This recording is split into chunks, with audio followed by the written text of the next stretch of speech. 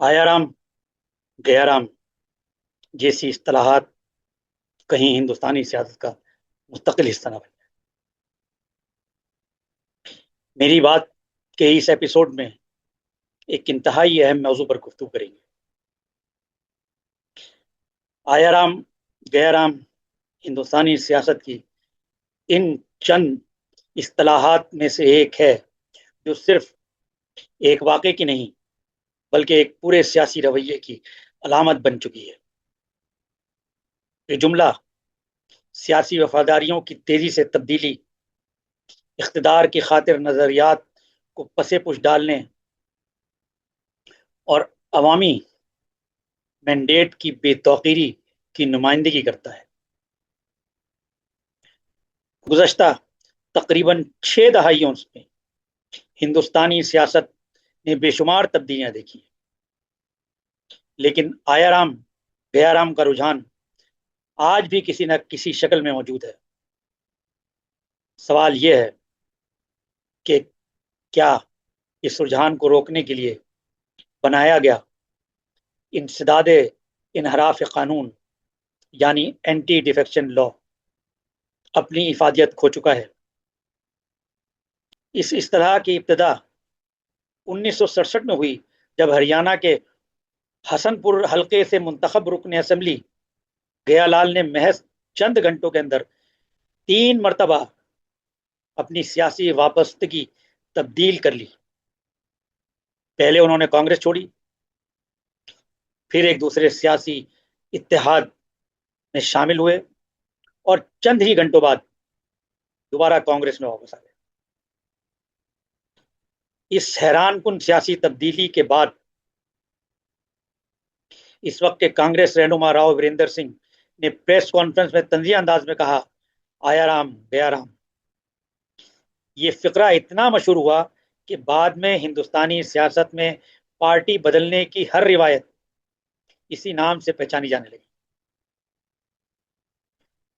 1967 کے بعد اگلے 2 عشروں میں ریاستی اور قومی سیاست میں بڑے پیمانے پر سیاسی انحراف دیکھنے میں آیا۔ منتخب نمائندے ذاتی مفادات، وزارتوں یا اقتدار میں حصہ حاصل کرنے کی خاطر بار بار پارٹیاں تبدیل کرتے رہے۔ اس رجحان نے نہ صرف منتخب حکومتوں کو غیر مستحکم کیا بلکہ جمہوری نظام پر عوام کے اعتماد کو بھی متاثر کیا۔ انہی حالات کے پیش نظر 1985 میں اس وقت کی حکومت نے آئین میں 52ویں ترمیم کے ذریعے اس کو 10ویں شیڈول میں شامل کیا، جس کے تحت انسداد انحراف قانون نافذ کیا گیا۔ اس قانون کا بنیادی مقصد تھا کہ منتخب نمائندے عوام سے حاصل کیے گئے مینڈیٹ کو ذاتی مفادات کے لیے استعمال نہ کر سکے۔ اگر کوئی منتخب رکن اپنی پارٹی چھوڑتا ہے یا ایوان میں پارٹی کے خلاف ووٹ دیتا تو اسے نااہلی کا سامنا کرنا پڑ سکتا تھا۔ بعد میں قانون میں ایک اہم استثناء بھی رکھا گیا۔ اگر کسی سیاسی جماعت کے کم از کم 2/3 ارکان اجتماعی طور پر کسی دوسری جماعت میں ضم ہونے کا فیصلہ کریں تو اسے انحراف نہیں بلکہ انضمام تصور کیا جائے گا۔ ایسی صورت میں نہ انضمام کرنے والے ارکان نااہل ہوں گے اور نہ ہی وہ ارکان جو اصل جماعت میں رہنے کا فیصلہ کریں گے۔ بظاہر یہ قانون سیاسی استحکام کے لیے ایک مضبوط قدم تھا، لیکن وقت گزرنے کے ساتھ اس کی کمزوریاں نمایاں ہوتی گئیں۔ آج صورتحال یہ ہے کہ قانون کی روح برقرار ہے مگر اس کے عملی اثرات محدود ہوتے جا رہے ہیں۔ جس دور میں یہ قانون بنایا گیا اس زمانے میں زیادہ تر سیاسی جماعتوں کے درمیان نظریاتی فاصلے نسبتاً کم تھے۔ پارٹیوں کی تقسیم اور اتحاد اکثر علاقائی یا قیادت کی اختلافات کی بنیاد پر ہوتے تھے، لیکن آج ہندوستان کی سیاست ایک مختلف مرحلے میں داخل ہو چکی ہے۔ برسر اقتدار جماعت اور اپوزیشن کی متعدد جماعتیں اپنے نظریات یعنی اپنی آئیڈیالوجی، سیاسی ایجنڈے اور قومی پالیسیوں کے حوالے سے ایک دوسرے کے بالکل برعکس کھڑی ہیں۔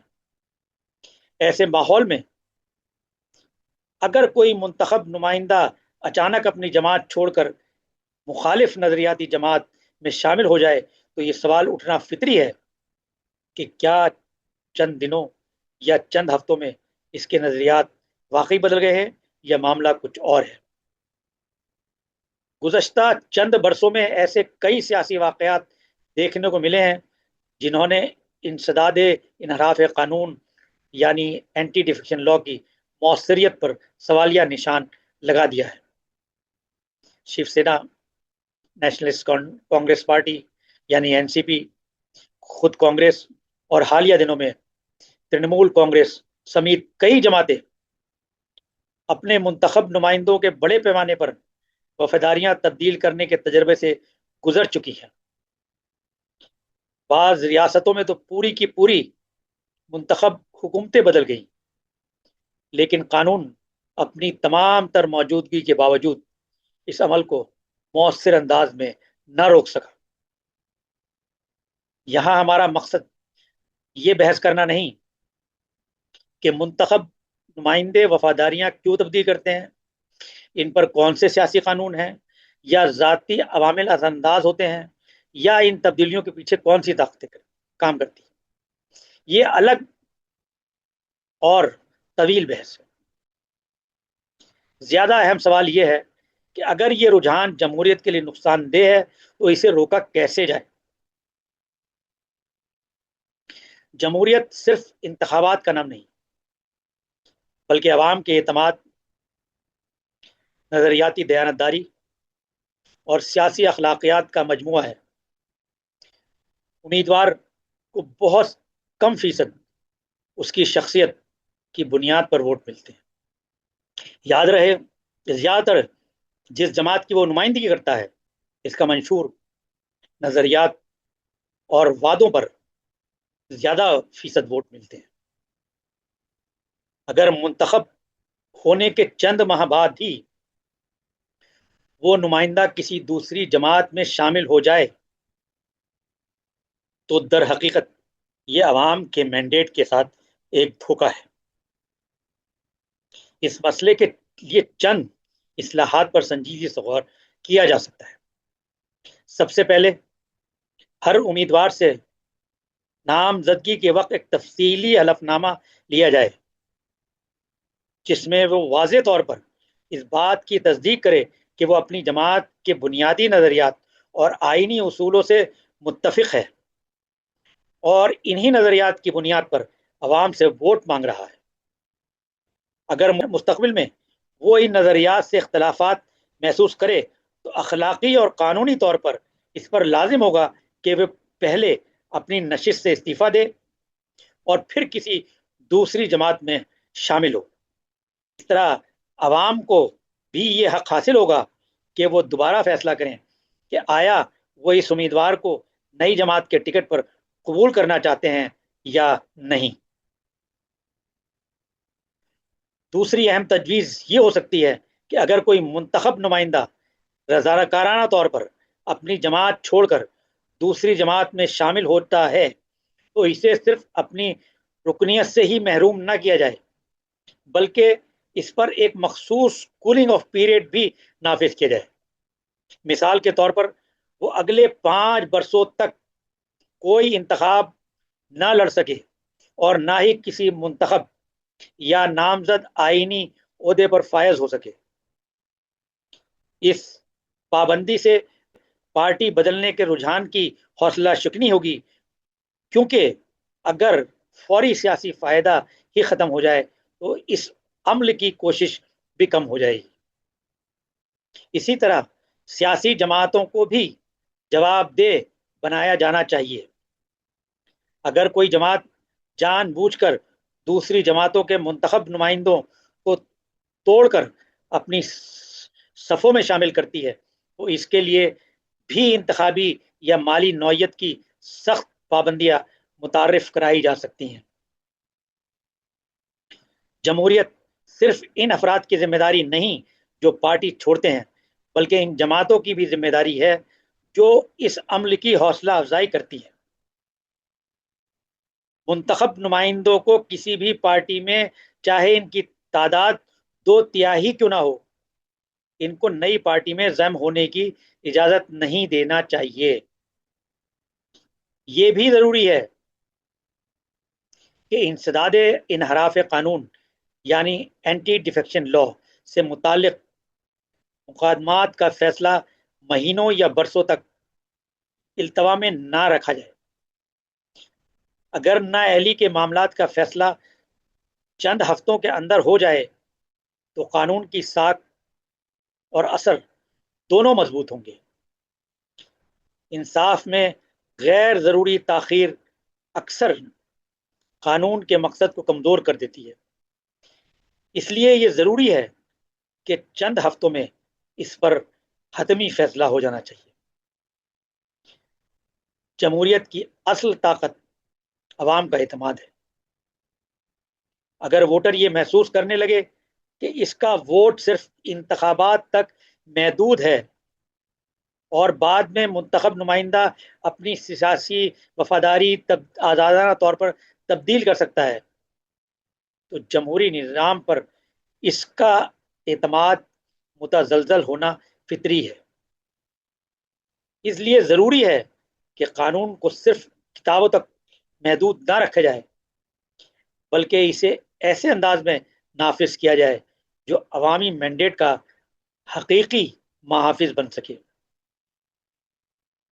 آیا رام گیا رام محض ایک تاریخی واقعہ نہیں، آج بھی ہندوستانی سیاست کے سامنے موجود ایک سنجیدہ چیلنج ہے۔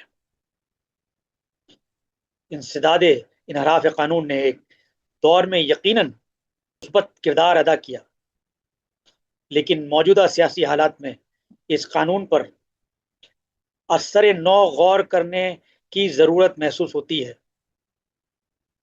ایسے قوانین تشکیل دینے ہوں گے جو نہ صرف سیاسی استحکام کو یقینی بنائیں بلکہ نظریاتی دیانت، عوامی اعتماد اور جمہوری اقدار کا بھی تحفظ کریں۔